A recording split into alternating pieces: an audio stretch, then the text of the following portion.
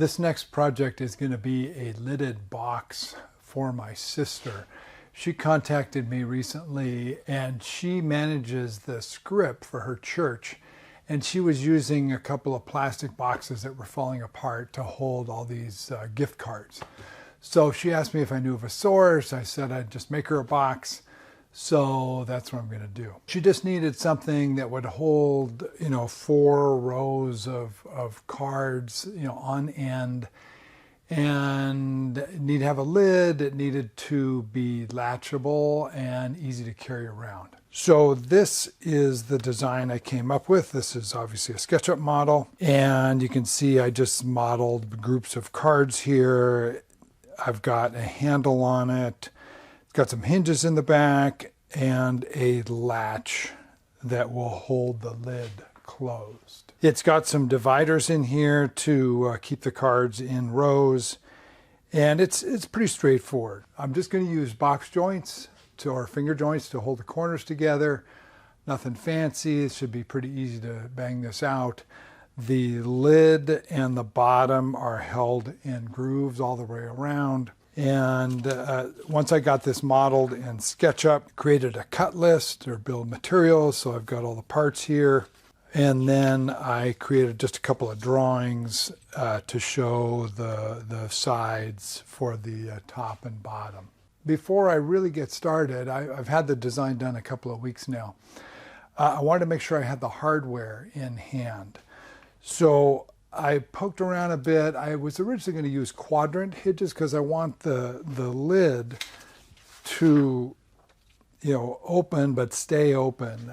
It turned out quadrant hinges are going to be a little bit of a pain to install and they're a little bit pricey. So I was poking around. I found these hinges on the Lee Valley website. It took a little while to find something that was going to work. And they have a stop on them. So, relatively inexpensive. They're just pressed steel and then plated. I found a latch on the same website. So I think this is going to work just fine. And then a handle. One of the challenges was finding all the hardware in the same finish.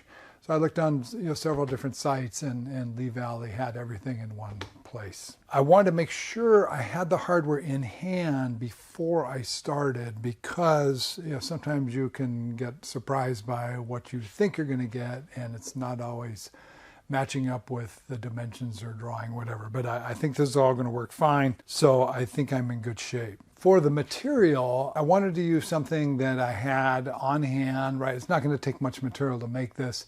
I've got, a fair amount of material here. Certainly any of those boards would probably work to do this, but I wanted to use something that I didn't have a lot of waste from, that would look nice, complement the brass plated hardware. So what I found was, this is left over from another project. It's a walnut, and it's actually really nice walnut. A former student of mine brought it in years ago. It's probably at least 10 years ago. In fact, it was probably about 14 years ago.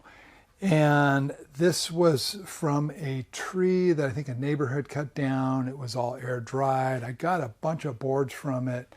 And I've made one fairly big project from that material. I'll show a picture of it. And this was a piece that was left over from that and something else. So it's thick enough where I can get, if I resaw it, I should be able to get two parts from each. So, 2 sides of the top, front and back from the top, et cetera, et cetera. So I wasn't sure it was going to work, but I laid out on here just in chalk the 2 longer pieces, right? So there's actually 2 pieces here and 2 pieces here because it's double thickness, and then same here and here. And then for the top and bottom, the flat pieces, I was planning to use 1/8" material, but I thought I had something here, but I don't have enough of it.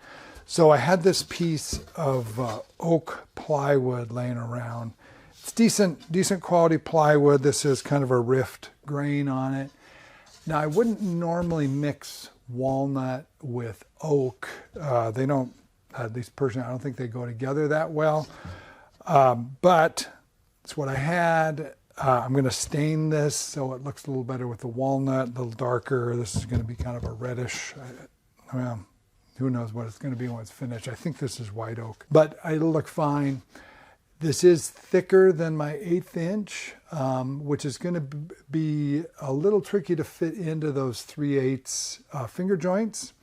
So I'll show you how I'm going to deal with that. The 1/8 inch would work better, but this is going to work fine. To get started, I'm going to cut up the walnut first. So I'm going to start by cutting these to length. I'll then bandsaw out the widths here, and then I'll resaw them. Now I'm cutting it a little close on the thickness here. Typically, if I want 1/2 inch material, I'd want to start with 3/4 inch rough stock, which would mean I would ideally have 1.5 inches to work with here, but I only have like maybe 1.25 inches at the most.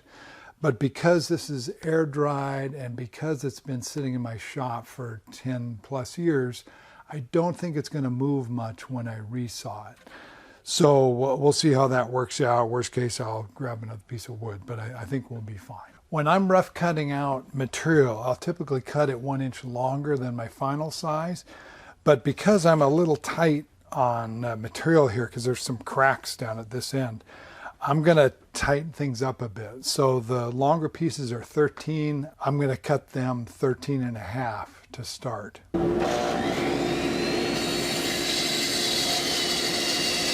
My next cut is going to be here, but before I do that, I want to straighten things out here. I want to get the grain so it's parallel, so I need to cut a little bit off here to get things straightened out. So I'm going to go to the bandsaw, do that.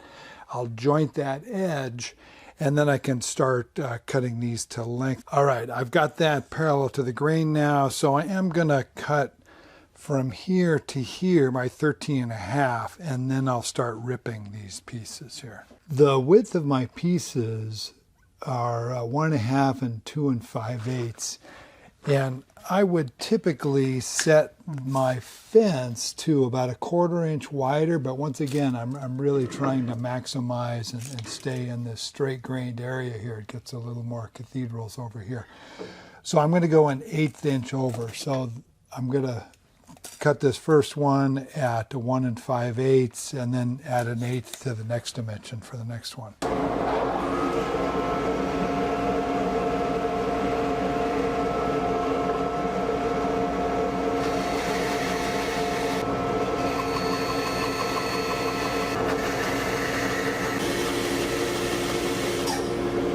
So I've got these all kind of very roughed out. I've got 2 long and 2 short of the narrower pieces, and same with the wider pieces.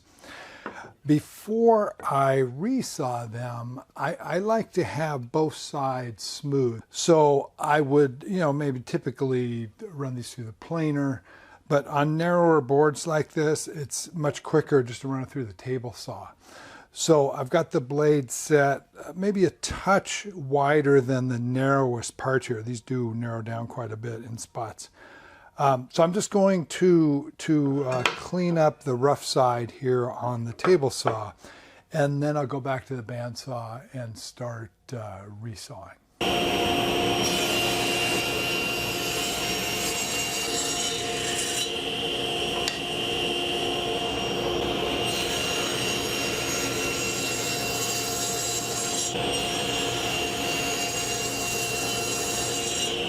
All right, I've got the saw set up now. I've got the fence set, so I'm splitting the board in half, which gives me about 9/16 on both sides. So the way I did that is I set it as close as I could, and then I made a very slight cut and flipped it over and made sure the kerf was in the same spot from both sides. So I did a very minor tweak to the fence, and I'm confident I'm in the middle.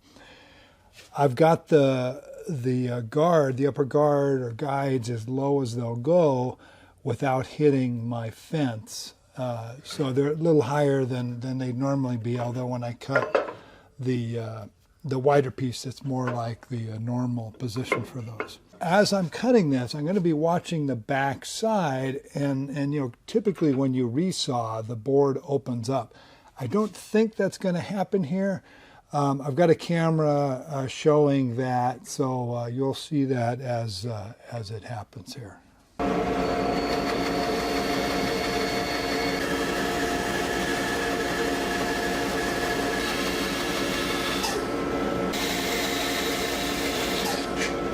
Okay, that turned out really well. They stayed pretty darn straight. Of the 4 pieces, 2 of them were almost perfect. One of them, this one, is slightly concave towards each other, and one of them actually went a little convex, but easily within a 64th or so of flat.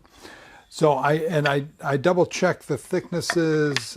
One side on the ones I checked was about 555 thousandths. The other side was 550. So I'm within, well within 10 thousandths, maybe in 5 thousandths of the same thickness. So I pretty much nailed the middle here. So what I'm going to do now, I'm going to set my jointer for a very fine cut and flatten out or smooth out the bandsawn surface on 3 sets. On the one set that went convex, I'm going to do the outside, which is the currently surface part. And then I'll run them through the planer, and I think I'll be a touch under 1/2 inch, which was my desired, but that's going to be close enough. If I'm at least 7/16, I'll be happy, but I think I'll be pretty close to half.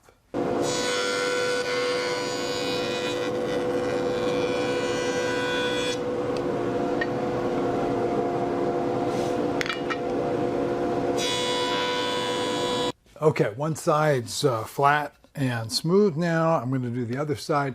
Now the other side, was already planed. So I've taken a white pencil, since this is walnut, and mark this surface so that I know when I've cleaned up the whole surface. If I didn't do that, sometimes it's hard to tell if you've missed a corner or something. So I'll go ahead and plane these down, and we'll see how close to 1/2 inch we get. Okay, I made one pass. I just wanted to show you how this looks.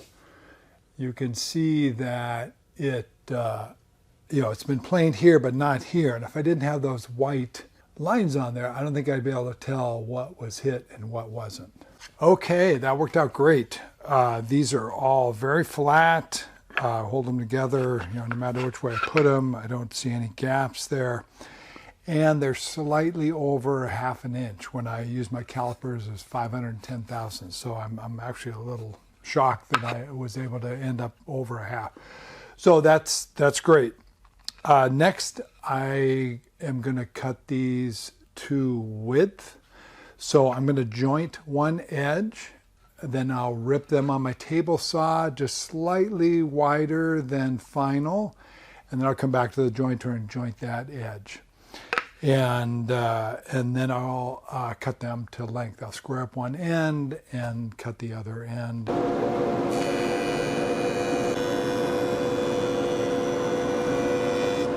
As I was jointing the edges of these boards, I was careful to set them down on the joiner table so all the jointed edges were facing the same direction.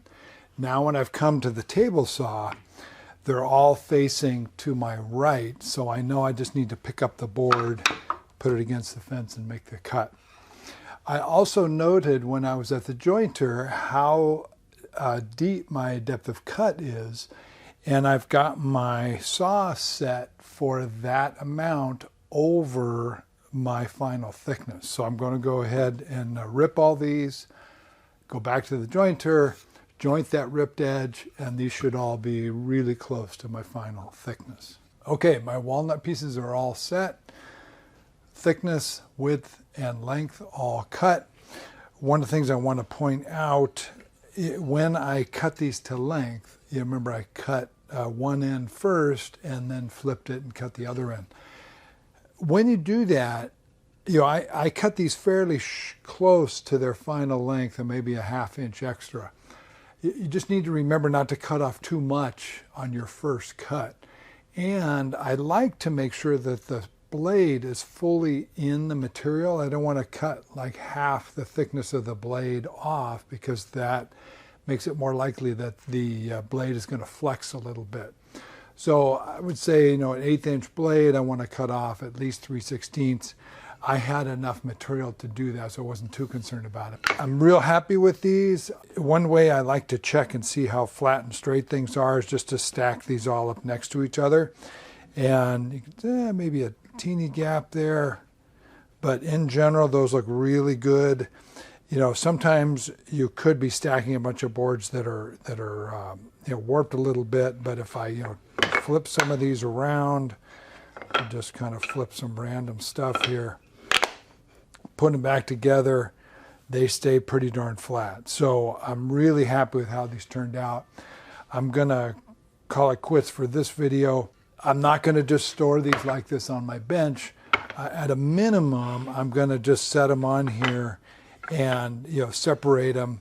If I had a bunch of them, I would sticker them, you know, just lay them flat and put boards in between them. For something this small, I'm not too concerned about it.